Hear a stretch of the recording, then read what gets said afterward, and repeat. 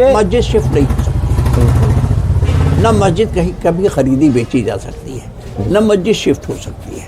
कितनी चौड़ाई रख दी गई है जैसे नेशनल हाईवे बना दिया जा रहा हो। वक्फ बोर्ड सबसे परमिशन ले करके किया था। अब तो इसमें केंद्र सरकार भी दाखिल हो गई है। 60-65 फुट या 57 फुट 60 फुट चौड़ा करना कोई मायने नहीं रखता है। मंडी सड़क चौड़ीकरण को लेकर अंजुमन इंतजामिया मसाजिद कमेटी के जॉइंट सेक्रेटरी सैयद मोहम्मद यासीन ने स्थिति स्पष्ट करते हुए कहा कि चौड़ीकरण की जद में कुल 6 मस्जिदों का नाम सामने आ रहा है।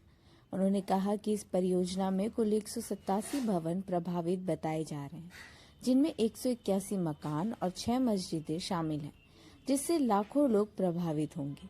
सैयद मोहम्मद यासीन ने कहा कि 65 से 60 फीट तक सड़क चौड़ीकरण की आवश्यकता नहीं है। उन्होंने बताया कि पहले से मौजूद वैकल्पिक मार्ग भी उपलब्ध हैं।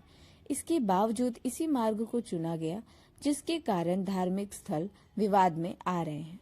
उन्होंने स्पष्ट किया कि फिलहाल प्रशासन की ओर से मस्जिदों पर किसी भी प्रकार की कार्रवाई का कोई आधिकारिक आदेश नहीं है और मीडिया में चल रही बुलडोजर की खबरें केवल अफवाह है।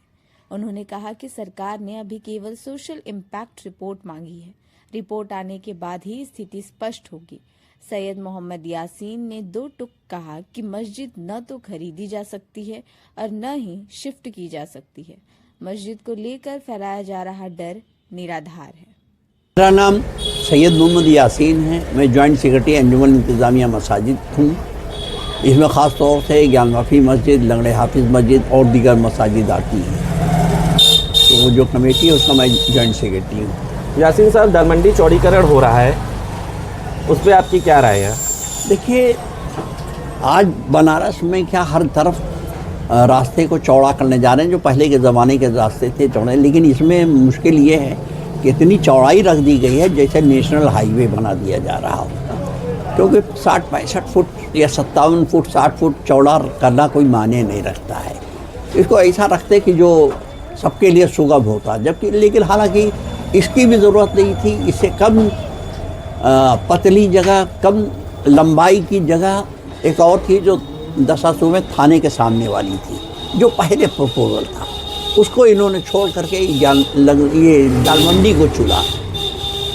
अब किन वजहों से चुना ये तो हम नहीं बता सकते हैं, लेकिन ये इसकी जद में जो 186-81 मकानात आ रहे हैं, 6 मस्जिदों का जिक्र आ रहा है और लाखों आदमी समझ लिए उससे मुतासिर होंगे। नहीं, जैसा बता दें कि चौड़ीकरण की जद में 187 भवन आ रहे हैं, जिसमें 181 मकान हैं और 6 मस्जिदें हैं। पिछले काफ़ी दिनों से मस्जिदों को लेके चर्चाओं का बाजार चल रहा है कि मस्जिद पे बुलडोजर चलने वाला है।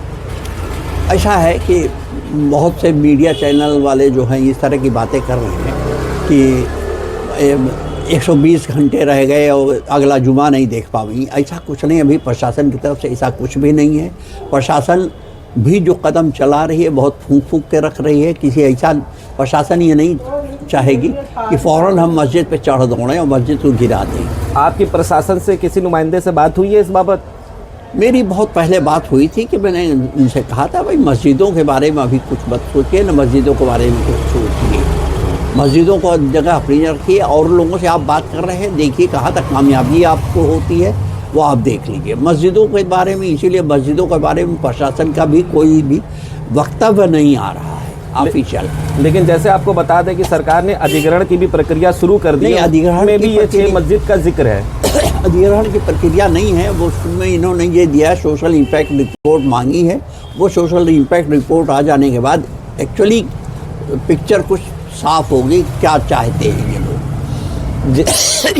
जैसा कि अन्य शहरों में देखा जा रहा है कि विकास करते समय जो भी धार्मिक स्थल आ रहे हैं, सरकार उनको कहीं ना कहीं शिफ्ट कर रही है या कोई भी चीज़ कर रही है। प्रशासन भी लगातार बार बार कह रहा है कि बिना किसी विवाद के सारे चीज़ों का समाधान निकाला जाएगा। तो किस तरह से ये चौड़ीकरण परियोजना आगे बढ़ेगी? बिना मस्जिद के मस्जिद शिफ्ट नहीं हो सकती, न मस्जिद कहीं कभी खरीदी बेची जा सकती है, न मस्जिद शिफ्ट हो सकती है। हमारी मस्जिद कभी नहीं शिफ्ट होगी, उसके शिफ्ट करने का कोई चांस नहीं है, न कोई तैयार होगा इसके लिए। हम लोग तो कतई नहीं तैयार हैं। ऐसे क्या प्रक्रिया होती है अगर से ऐसा वक्फ बोर्ड की तरफ से कुछ ऐसी चीज़ें होती हैं शिफ्टिंग वगैरह की? नहीं, प्रशासन कभी नहीं। देखिए, हमें भी ज्ञानवापी में एक ज़मीन थी जिसको हमें देना था मंदिर प्रशासन को, तो हमने उसके बाबत शासन प्रशासन और वक्फ बोर्ड सबसे परमिशन ले करके किया था। अब तो इसमें केंद्र सरकार भी दाखिल हो गई है, जब से उम्मीद पोर्टल पर रजिस्ट्रेशन हो गया। रजिस्ट्रेशन हो जाने के बाद भी इनके प्रशासन के लिए बहुत टेढ़ी खीर हो जाएगी, क्योंकि अब केंद्र सरकार से भी परमिशन लेना पड़ेगा।